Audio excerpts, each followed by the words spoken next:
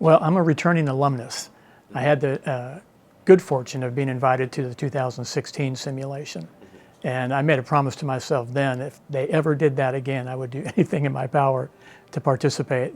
This simulation is going to, I think, reinforce everything that's good about the Convention of States movement, of how to rein in an out-of-control, obtuse federal government, how to put fiscal restraints on a federal government that refuses to do it itself. This kind of enforcement of common sense legislative initiatives has to come from outside of Washington. It's not going to be intrinsic to Washington, D.C., and the Convention of States provides that path.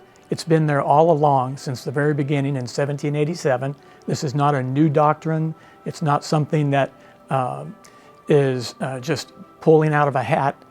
This is something that has been well acquainted in our history as a nation of states calling themselves into convention to solve problems.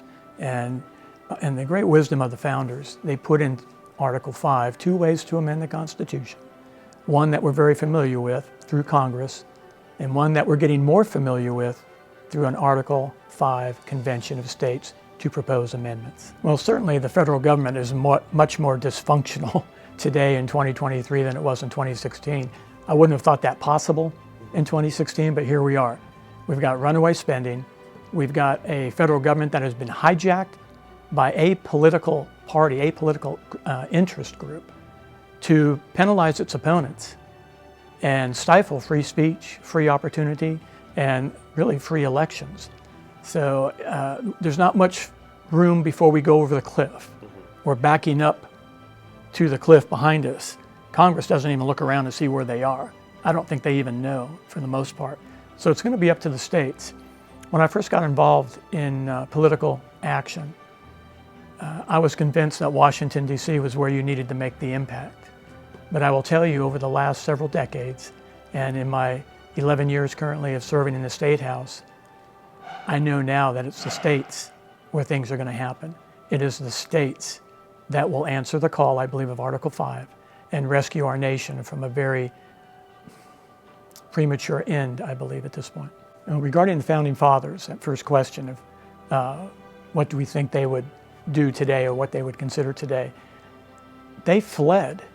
They fought against, and they freed themselves from an overbearing, obtuse national government under the King and the Parliament of England at the time.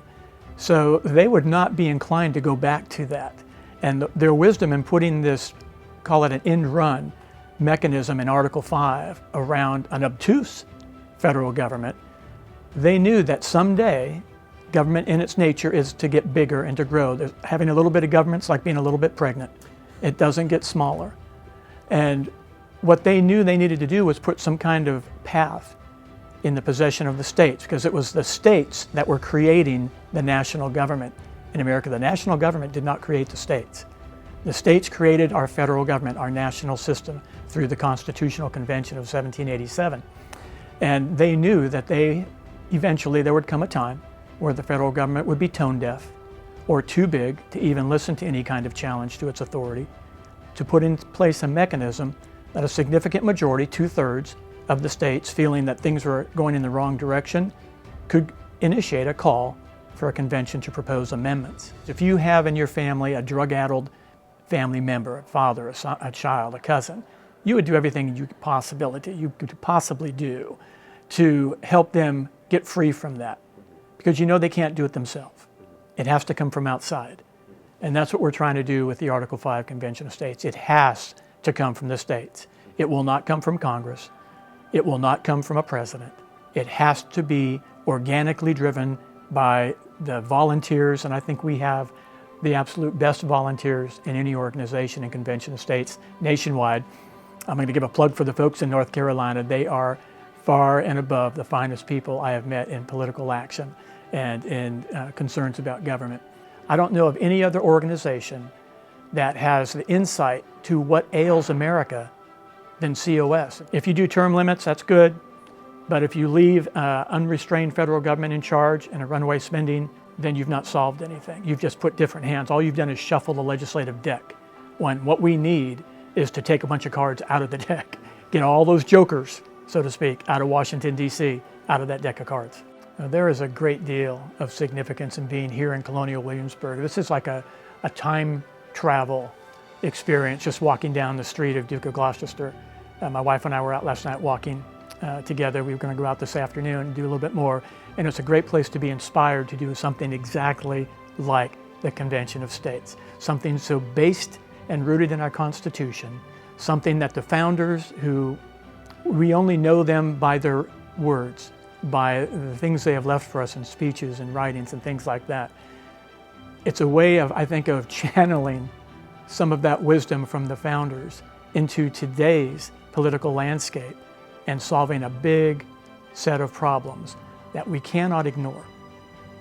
We cannot just pretend it'll fix itself. We cannot assume foolishly that somebody else will take care of this. This is our time. And as a state legislator, I feel like it would be legislative malpractice if I did not take every tool at my means, at my disposal, every tool constitutionally, peacefully, that I can utilize. If I didn't join and be a part of this, I think I would have to apologize to my constituents. And most importantly for me, truly, I'd have to apologize to my family for not doing everything I could given this opportunity at this moment, at this time. What I would like to see as an addition maybe to the conversations that we'll have is the necessity for balanced budgets. Balanced budgets are generally honest budgets. Imbalanced budgets are dishonest, are inherently dishonest and deceptive. What we need to do is put before the American people, and I think this is another great aspect to Convention of States, we are going to have a national civics lesson as Convention of States goes forward. We are going to have a national government class, you might say. I used to teach government in high school for a few years, and it's a long overdue class so that people can rediscover what's meant by, first of all, an Article 5 Convention of States to propose amendments. And it's in the Constitution. It's there. It's not something new. We're not hijacking anything. We are simply using the Constitution to save the Republic. But you'll also have discussions about the 9th Amendment, the 10th Amendment, federalism, the balance of power between states and the federal government, and how all of this is supposed to mix to protect our rights. That's why we have government. It's not to provide things for us. It's to protect our God-given rights. We're far away from that. And I see this Convention of States simulation as being an excellent opportunity to put out to our fellow citizens the need to get serious about how much government you really need in your life and who is going to pay for it. I can tell you from firsthand, it can be done, it will be effective. So I think there are people who've never even heard of it that are going to see this and be impressed, and I think that builds enthusiasm. This is the defining moment and the last opportunity to get our republic right. We need a solution as big as the problem.